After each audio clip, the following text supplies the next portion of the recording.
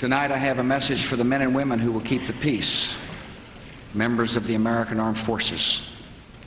Many of you are assembling in or near the Middle East, and some crucial hours may lay ahead. In those hours, the success of our cause will depend on you. Your training has prepared you. Your honor will guide you. You believe in America, and America believes in you. War is not the answer. That is not a rational way to react. Because I'm an ex-Army officer, and I don't think that war solves any problems. You know, war is when humans descend to barbarism. It's when we go back to barbarism. And in the end, war is men, and today it's also women, but it's men going out there from two different sides just trying to kill each other. In the time I was in Vietnam, I was a combat infantryman, a rifleman, and sometimes it had me be a machine gunner. And in the time I was in Vietnam, I was wounded, I got shot, and when I got shot, my left lung collapsed, and I was reported dead, but I was sent to the hospital. 45 days later, I was released from the hospital, and 2 weeks after that, I was sent back out in the bush, we call it, to go back out and fight. I was wounded again with a slight piece of shrapnel hit my shoulder. That was a minor wound, and then I was sent back out in the field, and then I got shot a third time. I got shot in the right knee on December 20th, 1967. About 2 in the morning, we were overrun by North Vietnamese regulars near the Cambodian border, and I was wounded there. And so I have 3 Purple Hearts for 3 wounds received in combat. I have a Bronze Star for bravery, Combat Infantryman Badge, and I'm disabled from my wounds.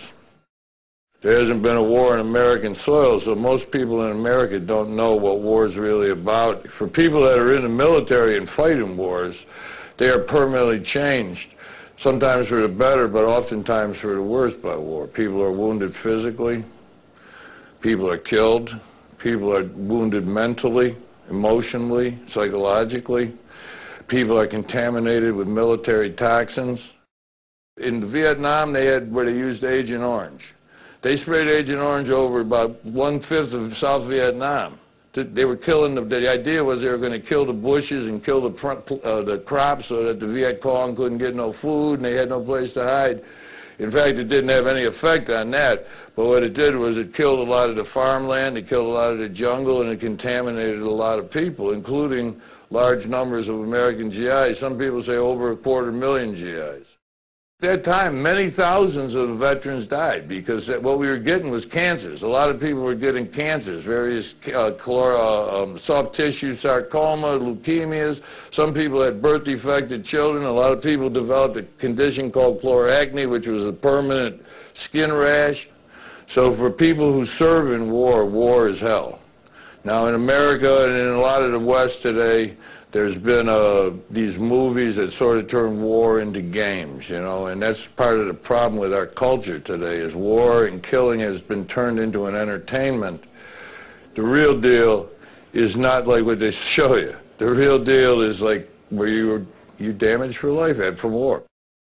Donald Rumsfeld made comments recently talking about the draft when Charles Rangel asked him to reintroduce the draft, and Rumsfeld said, the draft was the people that got sucked in when they couldn't get out and they were of no use. You know, like 18,000 Americans died in Vietnam were draftees. Out of the 58,000, 18,000 of them were draftees. He says they were of no use. To me, as a Vietnam combat veteran, they were brothers we lost. You know, so when I hear a guy saying that, it gets me sick. The draft had been in place since really not long after the Second World War. In 1947, they brought it back. And because there were so many people who were draft age during that period, they came up with this system of deferments that allowed people out of the draft in various ways. And these were supposed to be in activities that were in the nation's interest. So you could get a draft deferment if you were going to college or if you worked for a company that was doing something supposedly in the nation's interest.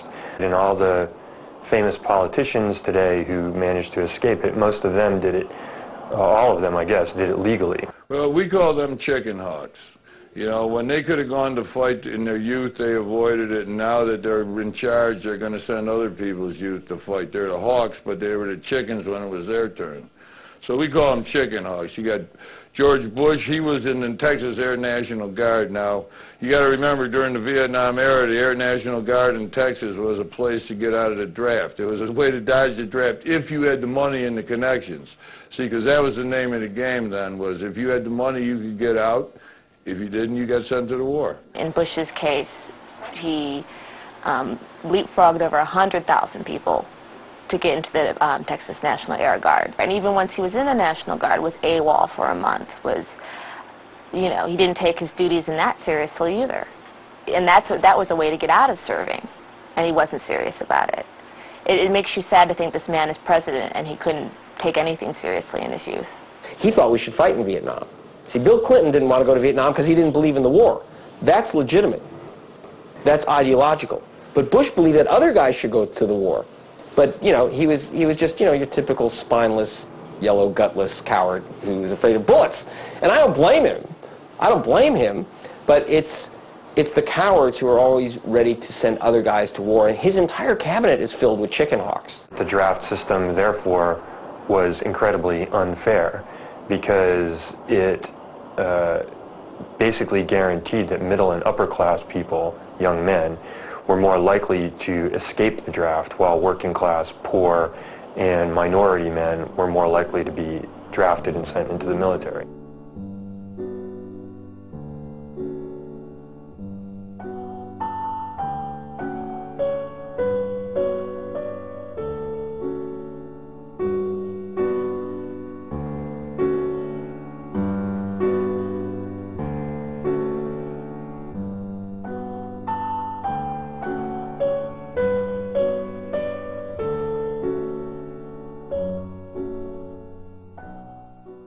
There were illegal ways to get out of the draft, too, which included leaving the country. We don't know how many exactly left, but it's somewhere between 30 and 50,000 went to Canada or Mexico or somewhere else. And then there became, in 1967, a national movement of people who openly defied the draft, a movement of civil disobedience in which they would get together in cities around the country and have draft card turn-ins, where they would turn in their draft card, which that alone was a crime. You had to have your draft card on you at all times. So if you turned it in and sent it to the Justice Department in Washington, you were breaking the law. And the idea was that if they had enough people do this, they could undermine the way the draft worked and hopefully undermine the war. That didn't really work out the way they'd hoped, but it did have the effect of finally making the Johnson administration pay attention to the anti-war movement.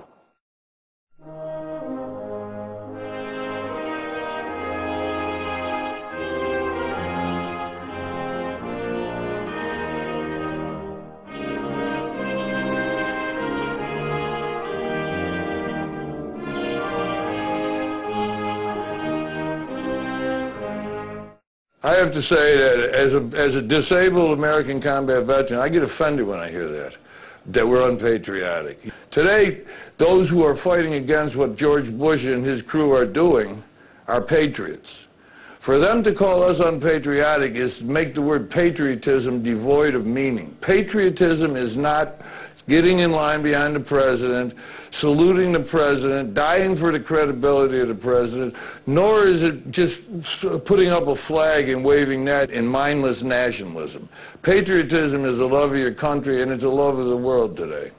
People identify with the flag. I mean, after 9/11, the flag just showed up every place. Certainly here in New York, you couldn't walk 2 steps without seeing an American flag. In America, the flag, the piece of cloth, the emblem, represents something that it does not represent in many other countries. In America, the flag is the civic deity.